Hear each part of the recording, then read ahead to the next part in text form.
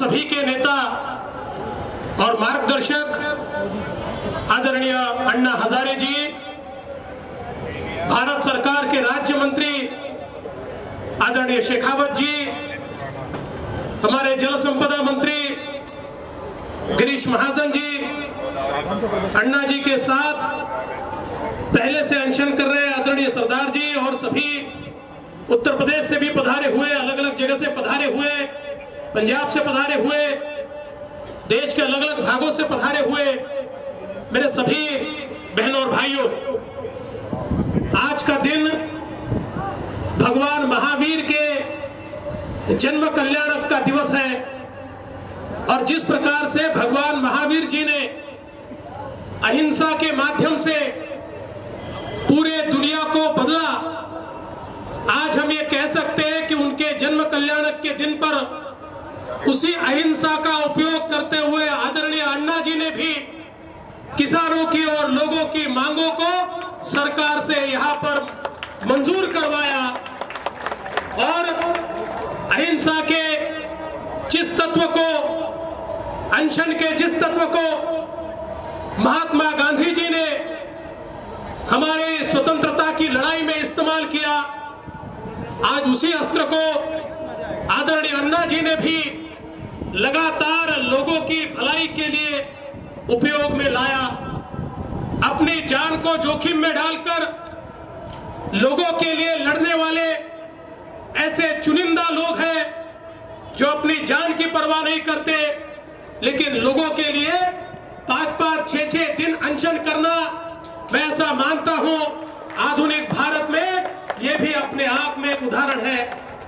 और इसी कारण से हमारे आदरणीय प्रधानमंत्री जी ने, प्रधानमंत्री कार्यालय ने अन्ना जी ने जो जो मांगे की थी, सारी मांगों पर सकारात्मक जवाब दिया है। उनकी सारी मांगों को मानने का पत्र आज यहां पर अन्ना जी को हमने दिया है। मैं ये मानता हूं कि देश के प्रधानमंत्री आदरणीय मोदी जी जो किसानों के बारे में सोचते हैं, भ्रष्टाचार को खत्म करने की बात करते हैं, उसके लिए लड़ते हैं, उनका रास्ता और अन्ना जी का रास्ता कोई अलग रास्ता नहीं है। उनकी मंजिल और अन्ना जी की मंजिल कोई अलग मंजिल नहीं है। वो सरकार में रहकर प्रयास कर रहे हैं, अन्ना जी जनता में रहकर प्रयास कर रहे हैं। दोनों रास्ते एक ही मंजिल की ओर जाना चाहते हैं, किसानों का भला हो और देश भ्रष्टाचार से मुक्त हो। इसके लिए ये सारी चीजें यहाँ पर हो रही है। और मैं अन्ना जी को विश्वास दिलाना चाहता हूं कि आज आपने जो अपेक्षा व्यक्त की है, वैसे तो हम ये चाहते थे अन्ना जी कि इस उम्र में आपको अनशन पर बैठना ही न पड़े, किंतु हम आपको इतने सालों से देख रहे हैं। मैंने तो जब राजनीति में प्रवेश किया तब से मैं आपको देख रहा हूं। अन्ना जी जिद्दी आदमी है, अन्ना जी ने तय कर लिया तो अन्ना जी को कोई वापस नहीं ला सकता। हमने अन्ना जी को निवेदन किया, अन्ना जी आपकी सारी मांगे हम मान्य करेंगे, आप अनशन मत करिए। अन्ना जी ने कहा नहीं, मैं तो अनशन करूंगा ही करूंगा, जब आप मांगे मंजूर करके मेरे पास आओगे तभी मैं इस अनशन को वापस लूंगा। और आज उन्होंने जो बातें कही, भारत सरकार ने, हमारे आदरणीय शेखावत जी ने उन सभी बातों का खुलासा यहाँ पर किया है। विशेष रूप से स्वामीनाथन आयोग को लागू करते समय जो एक भ्रांति फैलाई जा रही थी कि 50% ज्यादा यानी क्या, और लोग कहते थे इसमें ये नहीं पकड़ा जाएगा, उसमें वो नहीं पकड़ा जाएगा, उसमें वो नहीं पकड़ा जाएगा। पहले तो मैं ये बताना चाहता हूं, 2006 में स्वामीनाथन आयोग ने सिफारिश की कि जो फसल है उसके लागत मूल्य पर 50% मुनाफा दिया जाए, किंतु 2006 से लेकर उस समय की सरकार ने 2014 तक उसको लागू नहीं किया। लेकिन मोदी जी की सरकार ने उसको लागू करने का निर्णय लिया तो ये प्रश्न उठने लगा कि इसमें क्या क्या पकड़ा जाएगा, ये पकड़ेंगे कि नहीं, वो पकड़ेंगे कि नहीं। लेकिन आज अन्ना जी को जो लेटर हमने दिया है, जो प्रधानमंत्री कार्यालय से पत्र मिला है, उस पत्र में स्पष्ट रूप से क्या क्या उसमें पकड़ा जाएगा वो दिया हुआ है। और लोगों की सारी भ्रांतियां दूर करते हुए, जो लोग कहते थे ये नहीं पकड़ेंगे, कोई कहता था उसमें श्रम नहीं पकड़ेंगे, कोई कहता था मजदूरी नहीं पकड़ेंगे। वो सारी बातें पकड़ने की बात लिखित रूप से अन्ना जी को यहाँ पर दी गई है। और 50% मुनाफे की जो बात है, ये केवल भाषणों में नहीं, कागजों में नहीं, तो प्रत्यक्ष रूप से कैसी की जाएगी, ये बात अन्ना जी को दी गई है। और साथ ही में जो हमारा कृषि मूल्य आयोग है, इसके बारे में उसको पूरा निर्णय की स्वतंत्रता का अधिकार हो। कुछ अधिकार तो इससे पहले मोदी जी की सरकार ने दिया, लेकिन उससे ज्यादा अधिकार मिलना चाहिए, अन्ना जी का आग्रह है। और उसी के लिए ये सारी व्यवस्था यहाँ पर की जाएगी। किस प्रकार से उसको करना चाहिए, उसमें क्या क्या होना चाहिए, इसके बारे में भी यहाँ पर एक समिति तैयार की गई है, जिसके तहत भारत सरकार निर्णय लेगा। लोकपाल हो, लोक आयुक्त हो, इसके बारे में भी अन्ना जी ने ये कहा कि 3 लोग हैं, 4 लोग होने चाहिए, तब निर्णय लिया जा सकता है। वैसे तो 5 लोग हैं, लेकिन हम सब लोग जानते हैं कि हमारे जो कांग्रेस के नेता है, उन्होंने उस पर बहिष्कार डाला है, वो बैठक को आते नहीं है। और एक कानूनविद की जगह उसमें खाली है, उस जगह को भरने के लिए आदरणीय प्रधानमंत्री जी ने मीटिंग ली थी।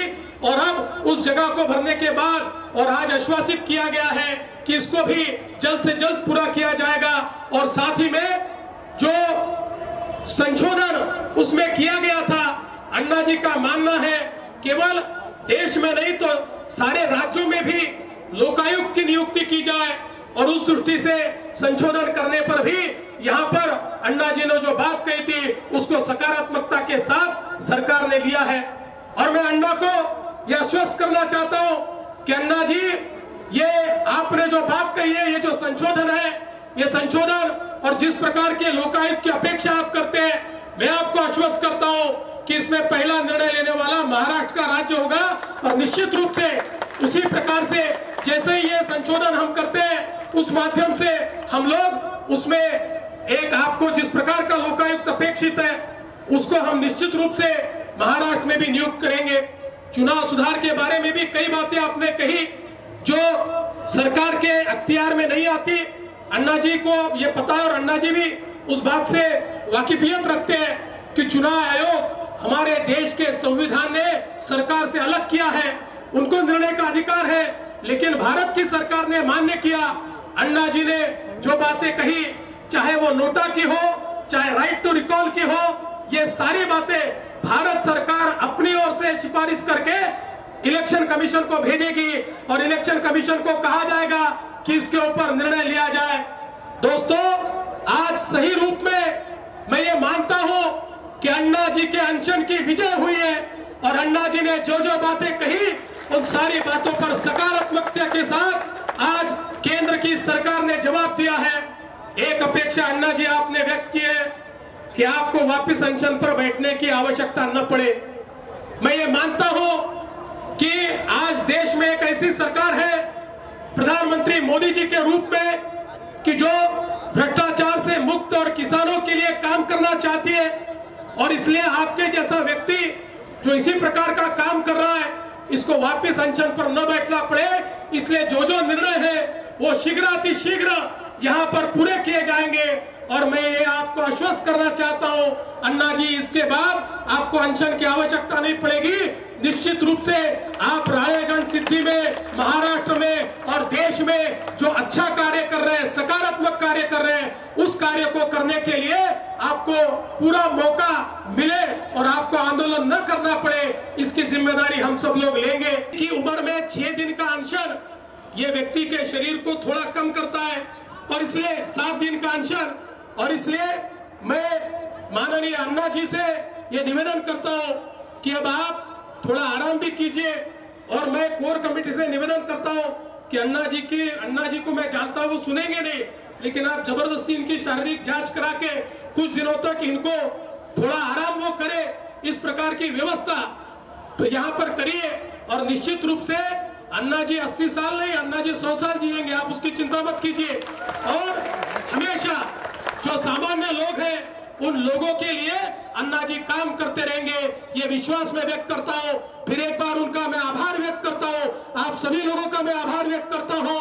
यहाँ पर आए हुए सभी लोगों का आभार व्यक्त करते हुए मैं अपने शब्दों को पैगाम देता हूं। जय हिंद, जय भारत, वंदे मातरम, भारत माता की जय।